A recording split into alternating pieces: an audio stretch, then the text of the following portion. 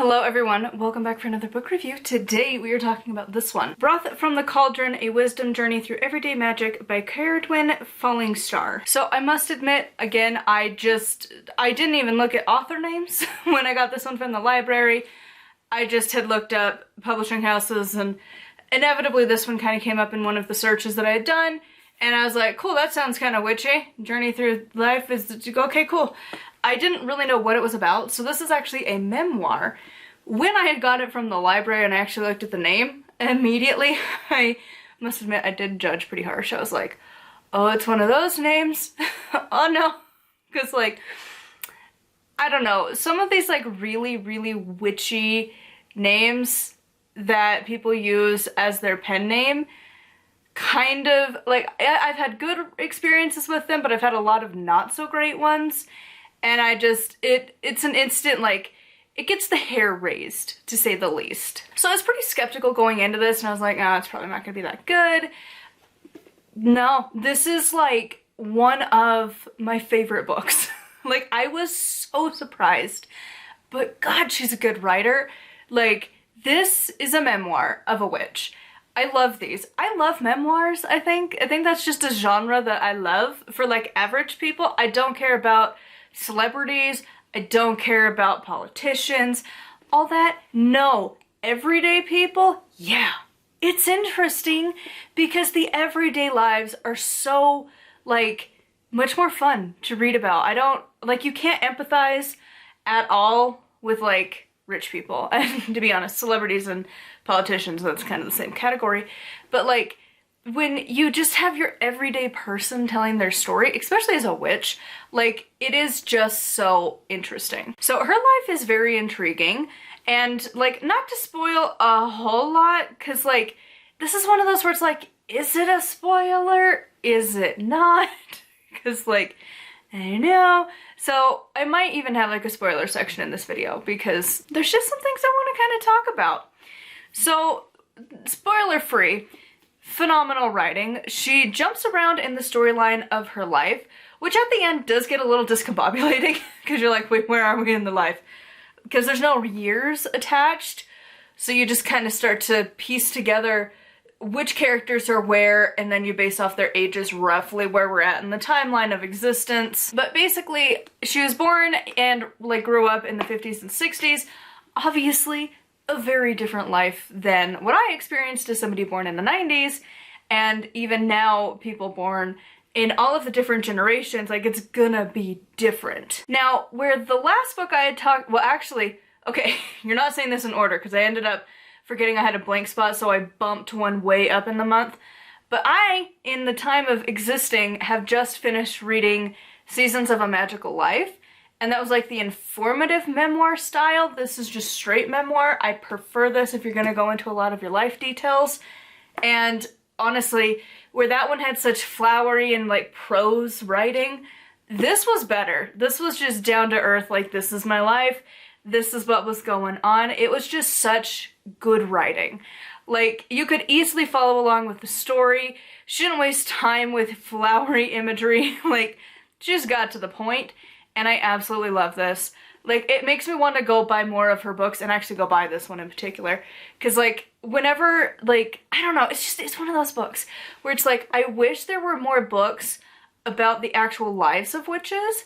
While the information books are good, I love this, where you actually get to see the whole life attached to a witch and not just the magic stuff. Because, like, she talks about going through some shit in here, to say the least. Because, like, dude, she did not have necessarily an easy life. And it's not like a victim mentality about it either. Or, like, an overcoming all these obstacles. It's just as is, which I really loved. Not to say that those other, like, books and stories aren't good. But, like, sometimes it's nice just to be like, it is what it is. And move on. And it's not this big journey, it is. And, like, eventually, whenever I consider writing about my experience, like, that would be the attitude I would love to pretend to have. Because, like, trying, like, for me, it would be so easy to, like, immediately slip into being the victim. Because, like, having gone through what I've gone through with medical trauma and like medical situations so many times, it's easy to become like a victim about it. But like, I don't know, like it's one of those things I've considered writing about for years, but like the way she handles her situations, it's not like mine, but like, it's so good. And seeing how she wove magic into her everyday life and how it presented itself, it was just so interesting.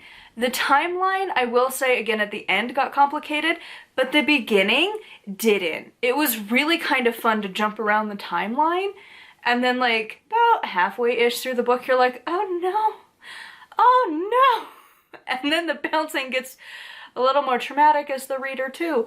But like overall, this is just such a good book. Is it gonna change your life? Probably not. It did leave me like really like the brain is just chewing on this book well after reading it. And like this is a relatively like mediocre sized book for me. Because again, I read a lot of books. This is my average sized book that I read a day. And so it's like, it's a little longer than some of the typical witches books that I read, but not by much. And for like a story kind of a book, this is relatively small. It's like around 200 pages. And so like, it's not like a long story, yet like some books you kind of end up just skimming and you're like, oh my God, just get on with it. Not this one. I had to read every single word and like was so absorbed in this book that it actually took 3 days to read this. This is usually, like this length of a book is usually less than an afternoon. Because again, I just sit and read. So it take a couple hours in the afternoon to read a book. And this took days because I just was like, I need to read every page. Sometimes I had to go back and reread sections, not because I didn't pay attention, just because like that chapter, that message was like so like, whoa, like you had to reread it. This is just so good. Like, I truly recommend it to everybody. So now we're gonna jump into like minor spoilers. So if you don't want to have any part of this spoiled, go read it and then come back. I normally do that on the other channel because Witchcraft Books is like whatever, but like, cause it's kind of a story, I'm gonna include this. So the spoiler is basically her husband dies when she's relatively young, which honestly was like, oh my God, like a little terrifying to think about. And like, I don't know, there's something about like the traumas she went through. Like there was some assault when she was a kid and like varying levels of it, which was like, her attitude about it is so different than how my generation was raised. And like even now, like Gen Z, Gen Alpha, like it is a very different mindset towards it compared to the 50s. And so it's just like heartbreaking to be like, oh my God, honey, that's not fucking normal. Like, that's not okay that you went through that. No. Oh my God. Like, so bad. And the way her parents treated her was like, bro, I'm so sorry. Like, it was sad. But then the biggest part was that her husband dies. And like, not old either. Like, it was kind of hard to keep track of the timeline of her existence. Based on things, I think she was either in her 30s or 40s when he died. But like, dude, I cannot imagine not having my husband in the next like decade or two. Like, that's just insane. Because she was talking about how she was like in her 50s and had been single for a few years. So I guess maybe he died in her 40s, but whatever. Like, to be like in your 50s and then being single and being widowed was like, absolutely not. And like that part really left me like, I took a day just to sit and think about that part in particular. Because like these books, I feel like the reason they talk about some of this stuff is to make you think about your own life. And it was like, dude, honestly, if something happens to my husband, I don't know that I would want to find somebody else. Like, not in like a, oh my God, he's the forever, but kind of like how Betty White had the attitude of like, when you find a good person, like you don't necessarily feel the need to like replace them when they're gone. And like, it's kind of how I feel, where, I don't know, maybe I'll change if that day comes, but I kind of doubt it. Because I feel like if we have kids in the future, it would just be like, if something happens to them, it'd be like, well, we still go visit Dad's grave, we still go visit all of the family, like, that's just what you do. But like, I don't see myself finding another person. outside of him, which is like, I don't know, maybe one day, but it made you think a lot. And like the fact that it's like, it could have potentially gone differently. And I think my own experience would have made it very different because, and my husband too, we've had doctors not believe us for big things. That would kill us if you trust the idiots who have a couple letters after their names. Like, I have a big chip on my shoulder when it comes to the medical community, and I know that. However, you have to be your own advocate and like actively call them out. Like, I've even had to do that this year when my dad was in the hospital because they're idiots. Like, there's one hospital in particular at this point, and if you're having a heart attack, maybe go there. If you're having a stroke, maybe. Or maybe we just pay out of pocket and go to a better hospital. Like, they are so bad. They almost killed me. And like, they couldn't actually, like, they really fucked up helping my husband a few times. They were like not taking us seriously at all when we brought my dad in earlier this year. And like, when we've gone to other places, the doctors are appalled. Like, all of the staff are appalled. And it's like, I know. So like, the fact that her husband had something going on and they just kept going to their primary doctor, and it's like, why weren't you getting different opinions? And like, you know, and she talked about that, where like maybe she should have pushed harder and listened to her intuition. And that's where I think like my medical like hypervigilance does come into play, because like, I don't play that game. Like, if a doctor's not treating you well and they're not taking you seriously, I have zero problem just finding somebody else. And like, again, we've argued with doctors my whole life, and like, they'll be so shocked when they're wrong. And it's like, it's almost like you don't, in fact, know everything. And I know there's good ones out there. You are not the norm. Like, it's just one of those things, like, I can list off so many experiences where the doctors and medical community, and I say doctors because nurses usually will take you far more seriously than the actual doctor. Like, MDs don't like them. Like, I've had a nurse practitioner as like my main like medical provider, and truly best care. Second you hit MD, God, they have such an inflated ego. So like, anyways, it was sad to be like, oh my God, honey, like, if you know something's wrong, you need to not keep going to the same doctor. You got to get different opinions. And it sucks that her husband died and she didn't do that, and that the doctor just kind of brushed him off. And it was like a, oh, I want to help, but like, it's so far in the past, like I can't. And like, I know it happens all the time, and it's like, it sucks when people haven't had to have that vigilance, and you're just like, oh my God. But like, then like having her experience of having her husband gone and still having to raise her kid, and like just this whole story, and like sometimes she's kind of dumb. Like at the end with the renter dude who tries to attack her, like straight up, absolutely not. I don't trust people. So like, there is no way I would ever go somewhere like that with some dude I barely knew. Like, there's just no way.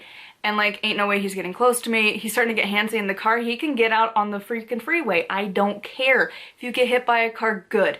Because if you're going to act like that, you don't need to be around. Like, you need to know that like consent matters, and like, you suck. Like, you're truly like kind of the scum of the earth. Like, I would not be putting myself in that situation. I would have immediately drove straight to a police station and been like, get out. Don't care. Do we need to go in and talk to him? Because you know they have cameras there. Like, get out. And so, like, for me, again, hypervigilance kicking in. And eventually, like, she does get her way out. But it's still just, like, little things where it's like, huh. And, like, the spirituality woven through this book was just, it was so good. It leaves you questioning so much. I do find it interesting that every single person gravitates to Hawaii. Like, so many of the witchy community is like, but like Hawaii though. And I'm like, would I feel that way if I went to like Norway and Iceland and Scandinavia, wherever the fuck the Norse community comes from? I feel like it's multiple countries. But like, I don't pay that. We didn't learn that much about that region of Europe when we had our European classes. One singular class, actually. So like, didn't learn a whole lot about over there. Like, we only kind of learned mostly like the big players, you know, like Germany, France, England, a little bit of Italy. Like, you learned kind of like the big names over there. You didn't learn about over for the Norse much, but like, I would love to maybe go over there one day, but I'm also terrified of international travel where English isn't the first language and I can't read any of the signs and I don't know customs and I don't want to offend people because I don't know cultural things, and I'm like, I just want to sit and see your pretty spaces, thank you. Like, I just want to see a river and a mountain, thanks. I don't know how to function here though. Like, you know, but anyways, moral of the story, this book is phenomenal. Definitely check it out. Huge thank you to my patrons. I'll have their names here on the screen. If you'd like to support me and get access to exclusive content, it is patreon.com/nightwillowcrafts. Make sure to like and subscribe. I post every single day. My 3 books are officially out. If you want to check out my fiction books, they are on my website. You can find links to all 3 of them, and all of my future books will be listed there as well if you want to follow along for that. And until next time, thank you so much for watching, and blessed be.